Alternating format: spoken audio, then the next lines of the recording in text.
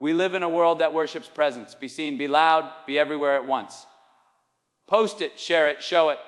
The louder you are, the more they'll notice you. That's the mantra we're fed every day. But the truth is, presence without pause is like noise without music.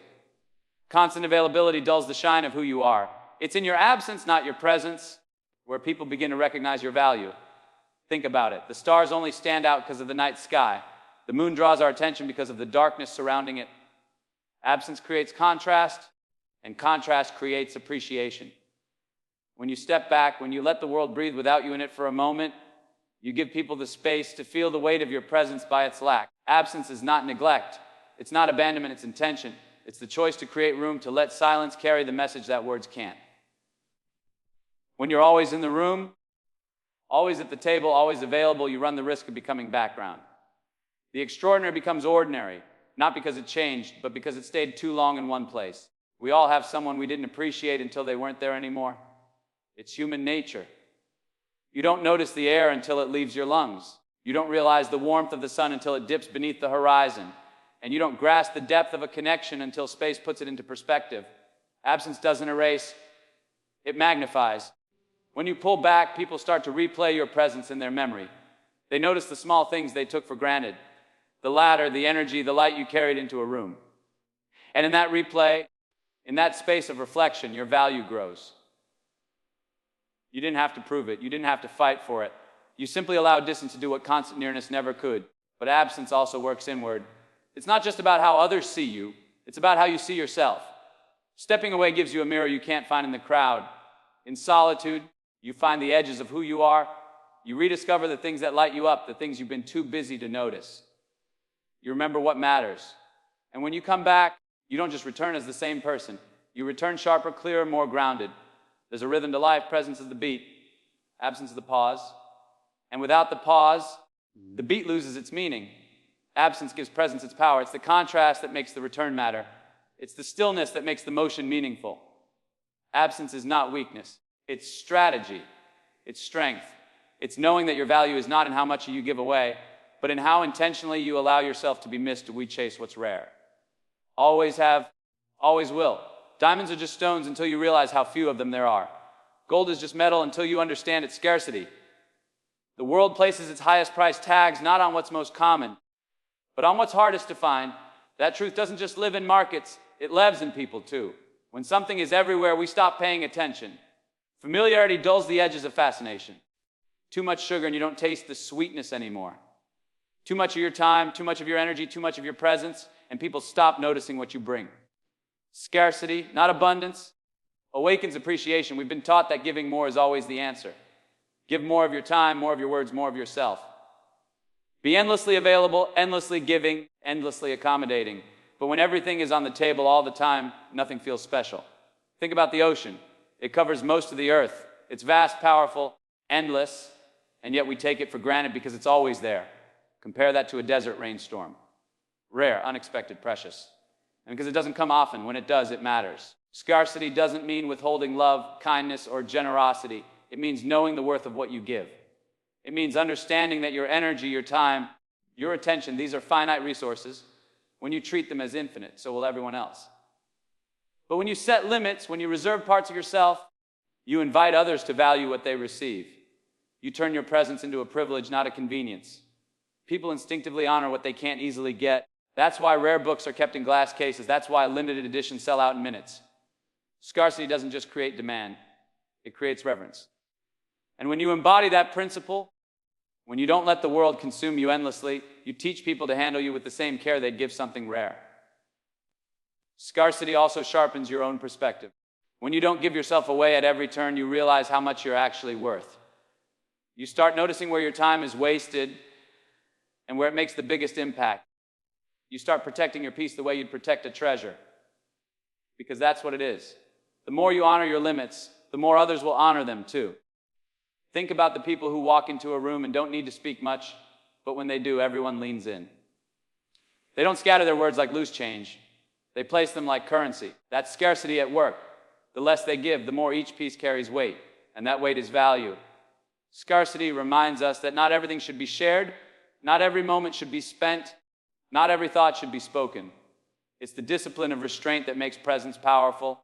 The selectivity of offering that makes what you give unforgettable. Respect doesn't come from how much you give. It comes from how clearly you draw the line between what you allow and what you don't. Boundaries aren't walls meant to shut people out. They're gates that teach people how to enter. Without them, you become a road that anyone can walk down at any time, in any way. And when everyone has full access, the value of that access disappears. Boundaries are not about being cold, they're about being clear. They say, this is who I am. This is what I allow. This is where I stop. And the beauty of a clear boundary is that it doesn't just protect you, it instructs others. It tells them how to treat you, how to approach you, how to handle what you bring to the table. Without boundaries, people assume, and assumptions rarely end in respect. Think about your time. If you give it away without thought, people will treat it as disposable. They'll take it for granted. But if you guard your time, if you make it clear that it has limits, suddenly every minute matters more. Scarcity creates value, but boundaries protect that value. Boundaries are how you say, I matter enough to choose where I place myself. In relationships, boundaries aren't about keeping love out. They're about keeping love healthy. Without them, love turns into demand, into expectation, into entitlement. With them, love becomes intentional. It becomes chosen. When someone knows they don't get every piece of you automatically, the piece they do get carries more weight. Respect grows not from constant availability, but from the understanding that your presence is a privilege. Boundaries also show up in your voice. Saying yes too easily, too often, too quickly turns your word into background noise. But a yes that comes after a boundary, after thought, after discernment, that yes has power. It means something. Because it's not reflex, it's decision. And decision commands respect. Boundaries don't weaken connection. They strengthen it. They separate what drains you from what sustains you. They filter out the noise so you can hear what matters. They take relationships out of the chaos of assumption and place them in the clarity of choice. People respect what they understand, and boundaries make understanding possible. There's also an inward respect that grows when you hold boundaries. Every time you say no to something that doesn't serve you, you say yes to yourself. Every time you refuse to be stretched thin, you affirm that your worth isn't tied to exhaustion. And the more you honor your own limits, the more others learn to honor them too. Boundaries are not barriers, they're blueprints. They show others how to build with you, not on top of you. They define the space where you thrive. And when you thrive, everything you bring to the world carries more strength, more clarity, more respect. A silence has a way of speaking louder than any voice in the room. Words are everywhere, constant, relentless, flooding our senses from the moment we wake up until the moment we fall asleep. But silence cuts through the noise. It draws attention not because it fills space, but because it leaves space. It unsettles, it intrigues, it demands reflection. Silence isn't empty, it's charged. Not every truth needs to be spoken. Not every argument needs to be met. Sometimes silence says more than an answer ever could. When you withhold your words, you shift the weight of the moment onto the other person. You create space for them to hear their own echo, to feel the heaviness of what was said, or to recognize the emptiness of it. Silence puts the mirror in their hands. Think about power. The most powerful people in a room aren't always the loudest. They're the ones who know when to speak and when not to. They let silence hang not as hesitation, but as intention. They understand that timing isn't just about what you say, it's about when you choose not to say it. The pause before the answer can carry more strength than the answer itself. Silence is also presence. When you sit with someone and don't rush to fill the air, you're telling them you don't need noise to prove connection. You don't need constant words to validate comfort. Real presence doesn't always come with sound. It comes with stillness, with attention, with patience. That kind of silence builds trust because it says, I'm here. I don't have to perform. I don't have to convince. I just am. Silence teaches discipline. It teaches restraint in a world that rewards reaction. Anyone can fire back. Anyone can spill out thoughts without pause. But it takes strength to wait, to hold your words, to recognize that not every thought deserves an audience. Silence allows clarity to catch up to emotion. It gives wisdom a chance to step ahead of impulse. And when you finally do speak, your words carry the weight of choice instead of the weight of reaction. There's another kind of silence, the one you hold for yourself, the silence of retreat, of turning inward, of quieting the world so you can hear what's going on inside. That silence isn't absence, it's alignment. It's where you meet yourself without distraction. It's where ideas rise, where healing begins, where truth has room to breathe. Silence unsettles people because they can't control it. They can't twist it, they can't argue with it, they can't predict it. Silence stands its ground without lifting a finger. It refuses to be pulled into chaos. It refuses to justify itself. And that refusal is its own kind of strength. Silence isn't weakness. It's a statement. It says, I don't need to prove my point to own it. I don't need to raise my voice to be heard. My presence is enough. My stillness is enough. My choice not to speak is enough. The world will always ask for more of you. More time, more effort, more energy, more sacrifice. And if you're not careful, you'll give so much of yourself away that you forget there's a self left to give. Growth doesn't happen when you're drained. It happens when you choose to step back and pour into yourself first. You can't give what you don't have, and you can't rise if you never build the ground you're standing on. Investing in your growth isn't selfish. It's necessary. The tree doesn't apologize for drinking water before it gives shade. The river doesn't say sorry for filling itself before it flows outward. Growth is what makes you sustainable, what makes you strong enough to carry what life places on your shoulders. Without it, you burn out, you fade. You break under the weight of a world that doesn't stop asking. Growth requires intention. It's not something that sneaks up on you in the middle of a busy schedule. It asks for time, for patience, for discipline. It might mean waking up earlier to feed your mind. It might mean stepping away from the crowd to hear your own voice. It might mean saying no to distractions so you can say yes to your development. Growth is built in the quiet hours, in the choices no one sees, in the sacrifices that look small on the surface but build something strong underneath. Investing in yourself also means expansion. It's learning, evolving, pushing beyond the limits that comfort has drawn around you. Read the books that challenge you. Seek the conversations that stretch you. Chase the experiences that scare you, because fear is often the signpost pointing toward growth. The moment you stop feeding yourself, you stop becoming. And the moment you stop becoming, the world stops noticing. But growth isn't just about skills and knowledge, it's about depth. It's about knowing yourself well enough to move with clarity, to understand your values, your vision, your purpose. Growth is peeling back the layers of who you are so you can stand in your life with honesty.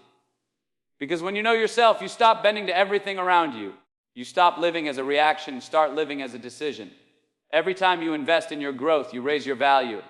You bring more to the table. You carry wisdom instead of just words. You walk into rooms not just with presence, but with substance. Growth doesn't just change how others see you. It changes how you see yourself. You stand taller, not because the world gave you permission, but because you built your foundation strong enough to hold your height. Growth is the only investment that never loses value. Everything else can be taken.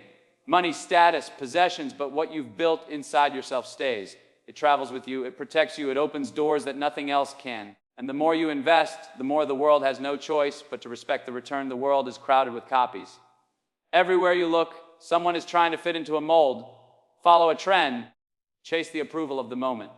But authenticity, that rare, unfiltered truth of who you are, cuts through the noise like sunlight through a crack in the wall. And what makes it even more powerful is this: when authenticity steps away, when it isn't constantly on display, it lingers.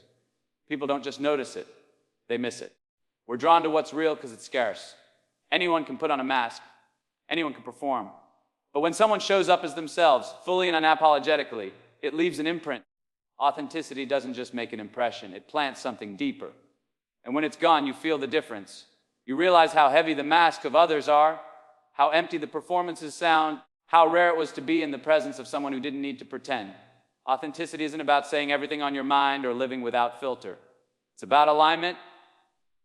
Your words, your actions, your choices, all reflecting who you truly are. It's about standing in a room without bending yourself into a shape that doesn't fit just to be accepted.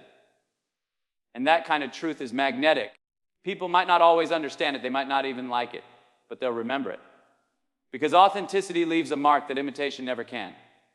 And when you step back, when you create space, your authenticity doesn't fade, it grows louder in its absence. People replay your honesty, your presence, your way of being that felt different from everything else. They notice the gap you leave behind, and in that gap, your value multiplies. Because authenticity isn't just about being real, it's about being rare. There's strength in not giving yourself away constantly. When you show up all the time, even your truth can become background noise. But when you allow absence, you let your authenticity breathe. You let people realize what they had, and in that realization, their respect deepens. Scarcity adds weight, but authenticity gives it light. Together, they create something unforgettable. Authenticity also shines brighter for you when you miss it yourself. When you've been pulled too far into roles and expectations, Into the grind of trying to be everything for everyone, you feel the ache of losing your center. You notice how heavy it feels to live disconnected from who you are. And in that recognition, you remember the power of returning to yourself. That return is growth. That return is strength. That return is the kind of presence the world can't ignore. When you live authentically, you don't just create moments, you create memory. People won't always remember your words, but they'll remember how real you were when everything else around them felt scripted. And when that realness is gone, when it steps away, it doesn't disappear, it echoes, it lingers. It makes them wait for the next time they get to see it again.